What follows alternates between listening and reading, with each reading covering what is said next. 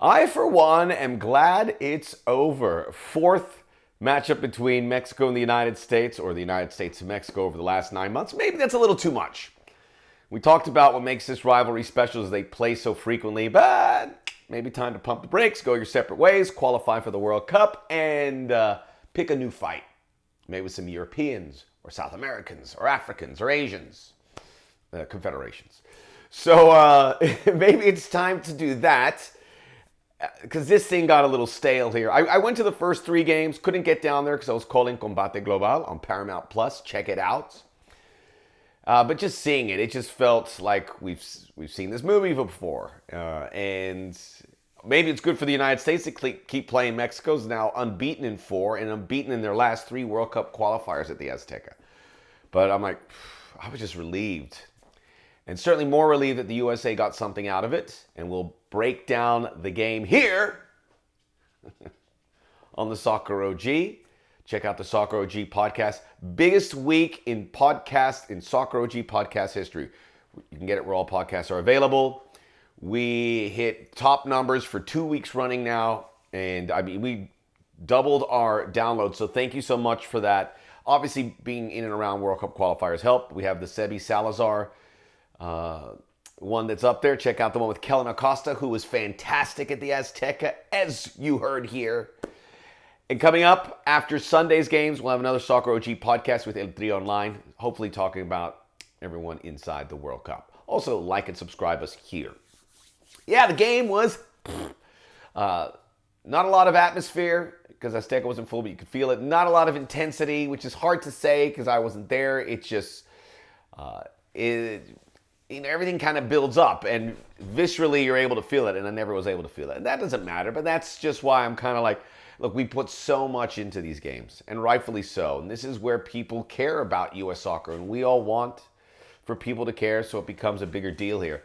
So that, more people watch the Soccer OG, more people buying soccer stuff, making life good for all of us. 0-0. And the big loser, and I'm going to talk about them a little bit, the big story, I should say, and I kind of gave it away there, but the big story here is how poor Mexico is, and we can blame Tata Martino. We always should blame managers, right? Well, not always. Blame them, but that's the story, that this team just doesn't look right, and the players they have, the talent is not breathtaking as we thought it could be, certainly with the front 3, which Chucky Lozano, give him credit, he tried. And he had a couple chances there. Tecatito, no-show. Raul Jimenez playing better for Wolves, not playing better for Mexico. And Edson Alvarez, desastre. I mean, what was going on with him should have been red carded in the first half with these late challenges. But a lot of the star players for Mexico, and Memo Ochoa was their best player probably, and he shouldn't even be there because he's old. That's the story here. And if we're looking at it, and Mexico have a pretty favorable run in here for qualifiers, should make it. The U.S. should make it. The other big story is Costa Rica has set a light, and they're putting the pressure. Panama losing or tying with Honduras. It felt like a loss because Honduras was DOA in this qualification process. Panama's probably seen their World Cup hopes disappear here, especially preparing against the United States team on Sunday that looks to hammer down.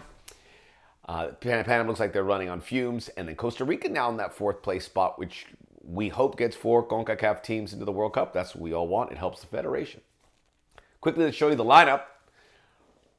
And the big surprise was Ricardo Pepi. And he thought Jordan Peafock, who is a big story about what we're going to discuss here. And also Jesus Ferreira, who did not come on, although 5 substitutes were used. Pepi did surprise me there. The rest of the lineup, pretty predictable. And again, Gregg Berhalter going with the team that played Mexico in November with Stefan, the same back 4, and Tyler Adams right in front of that. And that made sense. Kellen Acosta went 90 minutes. He was fantastic. Just before I get off the topic of Kellen Acosta, who you can hear on the Soccer OG podcast, the Peafock miss, which Reyna put in, would have not even been possible if not for this beautiful rainbow of a ball played in by Kellen Acosta, who helped a defensive effort too. So we talked about that, and it certainly paid off. Pepi, obviously this is another big story that we can't get production out of our number 9. By the way, Mexico, they're in so much deep water. They have 1 goal in their last 3 home qualifiers and 5 points out of a possible 9. That's not good. Not good. But for the United States, no goals here, and the scoreline is fine for me. They had 2 really good chances to score. One by Christian Pulisic, and it's all well documented here, and one by Jordan Peafock. Mexico was coming on strong at the end and certainly could have got that late winner, which would have been really difficult. A very bitter pill to swallow. There was a couple, dives. Alexis Vega got a yellow late. It was clearly a dive, but you hold your breath when it's CONCACAF, right? And there was I think it was Chucky Lozano went down in the 70th minute or so. Maybe it was earlier. He went down and no yell, and it was with Walker Zimmerman, and I've seen that called for a penalty in CONCACAF. Mario Escobar, a Guatemalan referee, when crazy stuff was happening elsewhere. Look at Costa Rica, Canada. Look at the red card Mark Anthony Kaye got. CONCACAF is still CONCACAF. Pero aquí, in this game, Mario Escobar, and everything was great about the officiating. You're like sitting here going, oh. Well, that's the right amount of stoppage time. That wasn't a foul. That was a yellow card. You're like, ugh, weird. Things could go haywire. That could have been a penalty on what? Can you imagine the conversation we're having? So this is great business. Costa Rica is going to complicate it, but the USA beats Panama, which they're expected to do, and I think they win by multiple goals. They book their ticket for Qatar.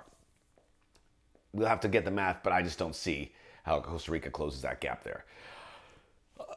So let's talk about those big topics. What's going to happen with the U.S. and scoring goals?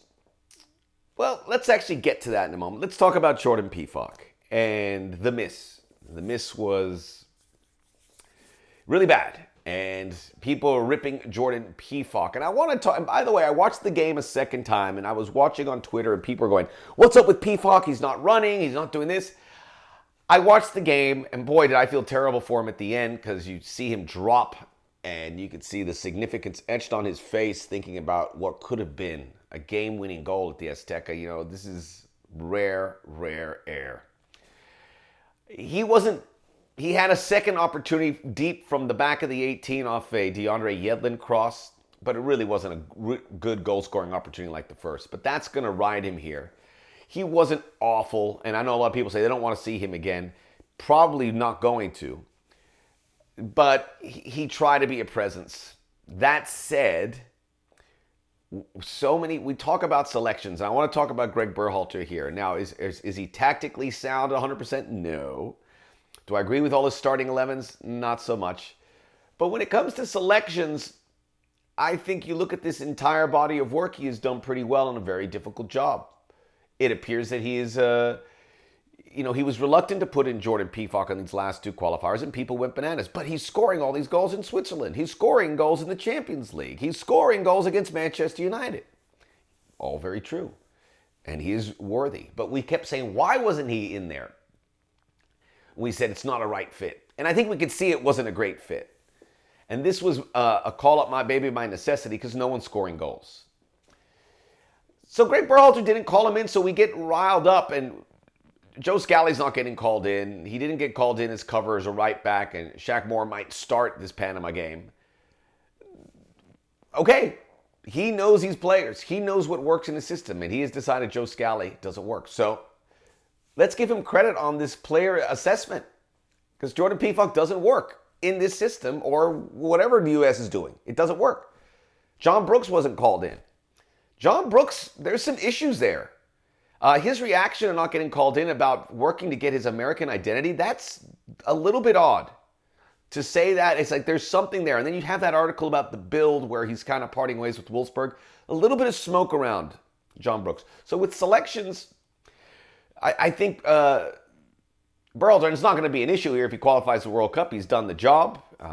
He's been under a lot, as he should as a national team manager, should be under a lot of... you should be under the microscope. So he gets a little bit of a reprieve there. But all in all, I hope Jordan Peafock gets another chance because this is really going to be tough. I tweeted out that if that was Paul Areola, the place would go crazy. And people they really turned on Peafock. But Areola would have been even worse, and Gregg Berhalter would have been dragged into it too, because they say, why is he there? It's just food for thought, because I want our echo chamber, and it is. We are in his echo chamber because this message is not getting out to the masses yet. It should, and I hope. But right now we're talking to ourselves about U.S. soccer, and we're having these conversations. It was good. But we want it to be a broader audience. But right now, we got to work on the narrative. Let's get back to the game. So, Jordan Peafock not an option. Ricardo Pepi, a shell of his former self. He still did some okay things. You know, the selections with Gregg Berhalter, I would say would have liked to have seen Josh Sargent because of how active he is, and I think he'd be pressing the ball better, which is basically what Jordan Peafock was left to do the last 15 minutes. Speaking of, very disciplined effort. USA didn't make errors. They didn't jump channels or those close calls on penalties, but that's Mexico really going for it. Free kicks. I don't know if Christian Pulisic contained it. I mean, Pulisic was okay. The thing with him is that we expect greatness. And he was okay, certainly coming off this incredible last few weeks. Set pieces, I think it's more reason to keep Kellen Costa around. And when Tyler Adams was pulled out, Tyler Adams was not happy about being taken out. You could see it with had some sort of exchange with Berhalter. Kellen Costa kind of dropped back there. That ability to play in so many positions is pretty valuable. Gio Reyna coming on. And we'll talk about the subs. It was 60th minute Peafock and Reyna for Pepi and Weah. Tim Weah good. Tim Weah really good. Had the cross for the Pulisic. And that Pulisic chance, he hit it right at Memo Ochoa. He's got to put that away. He's got to put that away. Christian Pulisic has to put that away. And what a difference it does. So a lot of work for this U.S. team to do in front of goal. It's kind of dried up a bit. It's certainly on the road. But again, this is a good result when you see how Mexico is struggling. Gio Reyna had that incredible run. Love to see it. By the way, I watched it 2 or 3 more times. He was really one cut away from getting a shot on goal. So he made these 6 little slalom Alberto Tomba la Bomba moves, and then he had one more cut, and it was pried away. I think it was Alvarez who knocked it away. If he made that last cut, he's facing Ochoa's goal. And we could have been looking at one of the greatest goals in the history of the sport. By the way, doesn't he look big out there? He's big and strong. I mean, he's still a teenager, but he's growing into that body. We just know with him, we got to keep him healthy. He had a wonderful time. Afterwards, he was a media darling in the press conferences, joking around with his friends. You're just like, give me all of it. Give me all of it. So, I mean, that is the big story for the U.S. Gio Reyna, obviously the number 9 is not scoring, but Gio Reyna coming back, brought in at the right time where he was able to make an impact, and he is going to play a big role in these last 2 games, I would imagine. A little bit later, let's see who came in. Oh, Aaron Long came in, had that one slip, but played well as they brought in 3 center backs. Eric Palmer-Brown was kind of this hybrid right back, but also wing back. Yedlin and Adams coming out there, and then Jordan Morris was finally the last guy to come in. I thought the adjustments were pretty good. In the end, the results show that it was worth it. He played for a point. And when you're that late, you don't want to walk out of here empty-handed because Mexico's in the same position as you are. If they get a win here late, they're like, bye-bye. Oh, you can deal with Costa Rica. We're going to the World Cup. We'll see you later. All right. You want to keep Mexico here. So that's the smart play. All in all, really good performance for the U.S. when you look at the history of Mexico, you say. Again, the game was not one you put in the time capsule. I can't believe I've watched it twice. Put it that way. That was heavy lifting. Heavy lifting.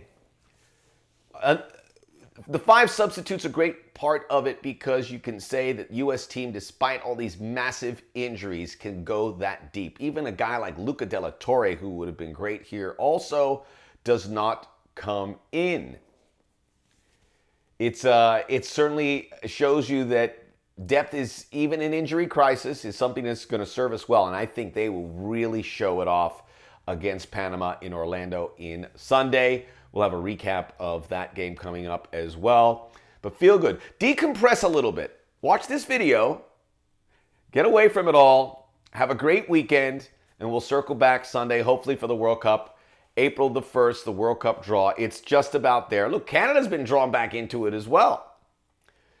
Canada's been drawn back into it. This is going to go down to the wire. Nobody's in the clear. Canada really is. But, they were talking some trash.